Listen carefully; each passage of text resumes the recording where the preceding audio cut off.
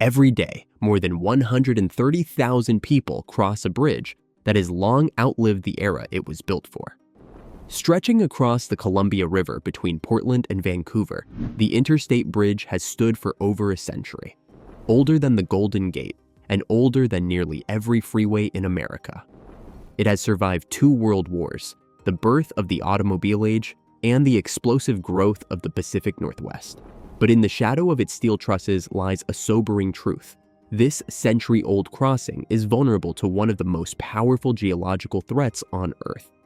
Scientists warn that the Cascadia Subduction Zone is capable of producing a magnitude 9 megathrust earthquake, the kind of event that could cripple infrastructure across the region.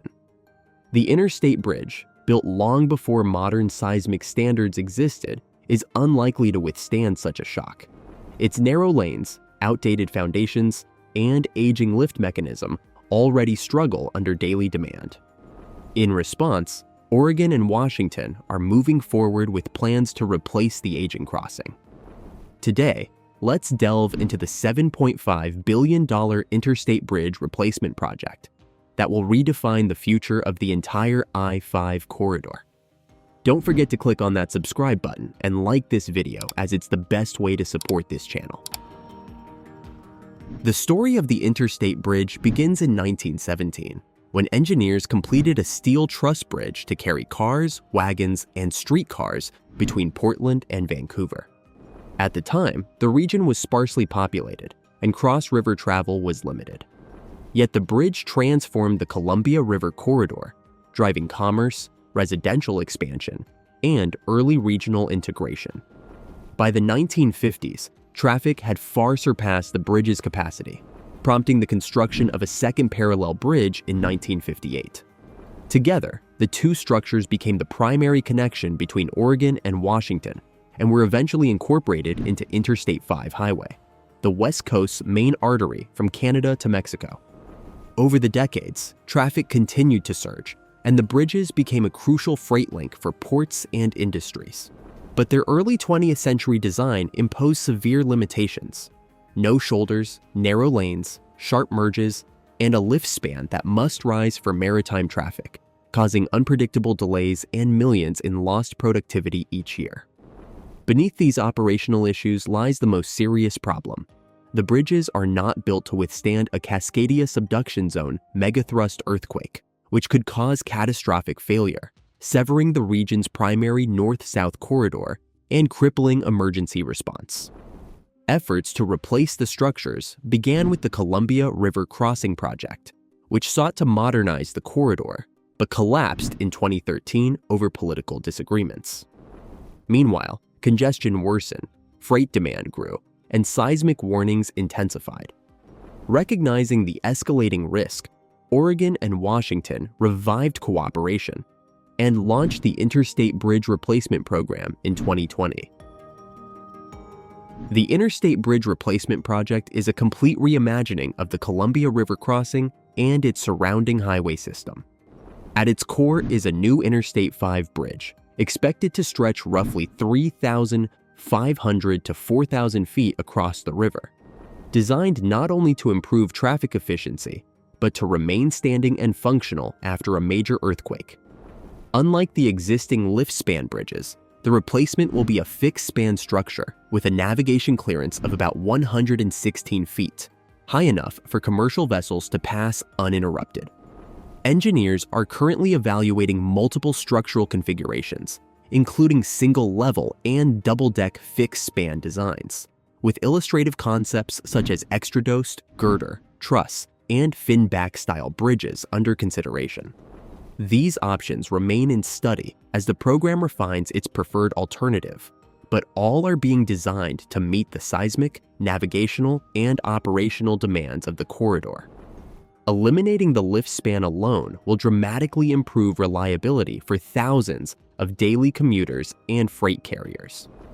The structure will carry 3 lanes in each direction, but with full-width shoulders, a dramatic safety improvement over the narrow, shoulderless existing spans.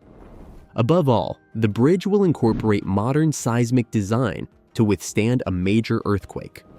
Beyond the bridge, the project upgrades nearly 5 miles of the I-5 corridor. In Oregon, the Marine Drive interchange, one of the state's most congested and hazardous, will be rebuilt for smoother traffic flow and stronger connections to industrial and airport districts. In Vancouver, interchanges at SR 14, Mill Plain, and 4th Plain Boulevard will be redesigned to enhance safety and mobility. A major component of the project is improving multimodal transportation. The plan extends TriMet's Max Yellow Line roughly 2.5 miles north, carrying light rail across the new Interstate Bridge and into downtown Vancouver. This creates a fast, high-capacity, low-emission transit connection between the two cities. The project also adds a fully protected shared-use path, giving cyclists and pedestrians a safe and continuous way to cross the river. Sustainability measures include stormwater treatment upgrades, noise-reducing pavement, wildlife protections, and intelligent transportation systems for real-time traffic management. With a projected cost of around $7.5 billion, the project represents one of the most significant transportation investments in the Pacific Northwest. Building a new interstate crossing over one of the region's most significant rivers while keeping I-5 traffic moving poses major engineering and logistical challenges. To avoid closing the corridor and diverting tens of thousands of vehicles onto streets and alternate bridges, the new Interstate Bridge will be constructed adjacent to the existing spans. Once the replacement is complete, traffic will shift onto the new structure so the old bridges can be demolished. Because the bridge rises over a working waterway, construction will have to rely on temporary work platforms to support cranes, drilling rigs, and material staging. The new structure will use deep foundations designed to resist liquefaction and lateral spreading during a magnitude 9 earthquake. Although final specifications are still being refined, these foundations will likely extend deep into stable soils, using drilled shafts or pile groups to achieve the required seismic resilience. With the foundations established, engineers will construct the selected superstructure. To keep commercial shipping lanes open, the bridge will have to be built using staged construction that lifts segments into place without interrupting navigation. On land, the project will rebuild major interchanges using phased construction. Temporary alignments will maintain access, while new ramps, auxiliary lanes, and roadway improvements are completed. Intelligent transportation systems and upgraded stormwater infrastructure will be integrated throughout the corridor. Throughout construction, strict environmental safeguards will guide in-water work to protect salmon and other sensitive species, while preserving navigation for commercial vessels. Financing the $7.5 billion Interstate Bridge replacement requires a combination of federal, state, and user-based funding sources. The project is positioned to receive substantial federal support through the Infrastructure Investment and Jobs Act, which prioritizes seismic resilience, interstate mobility, and major bridge replacements. Oregon and Washington have each committed state funding contributions, reflecting the shared importance of the crossing.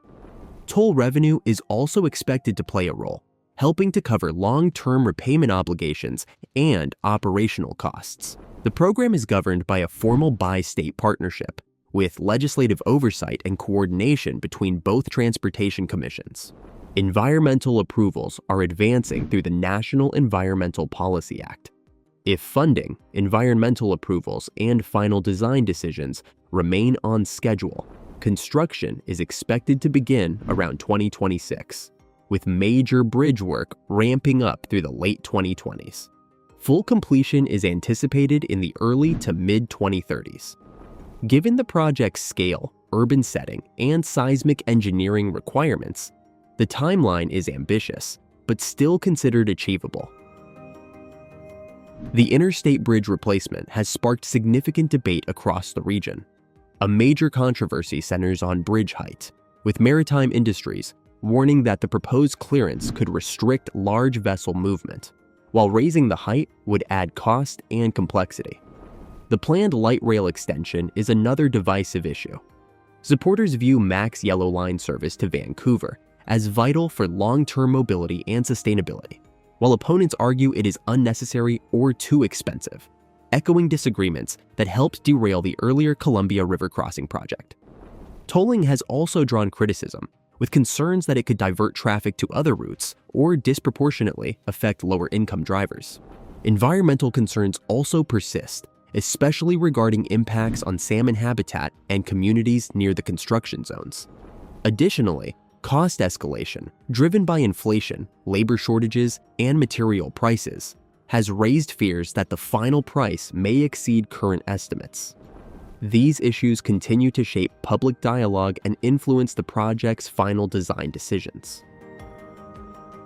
The Interstate Bridge replacement offers benefits that extend far beyond simply building a new crossing. Its most critical advantage is seismic resilience, a modern bridge capable of remaining operational after a Cascadia megathrust earthquake could save lives and preserve a vital north-south transportation corridor for emergency response and regional recovery, making it one of the most consequential seismic investments in the Pacific Northwest. Mobility will also improve dramatically, boosting competitiveness for ports, manufacturers, and logistics networks across the region. The project's multimodal elements support a more sustainable future. Light rail will expand low-emission travel between Oregon and Washington, while new bike and pedestrian paths will create a safe, continuous river crossing. Economically, the program will generate thousands of jobs and stimulate billions in regional investment along the I-5 corridor. Ultimately, the Interstate Bridge replacement is a generational decision. It delivers long-needed resilience, modernizes a crucial freight and commuter link, expands clean transportation options, and ensures that when the next Cascadia earthquake strikes, a critical interstate connection will remain standing, reshaping how Oregon and Washington move and grow for decades to come.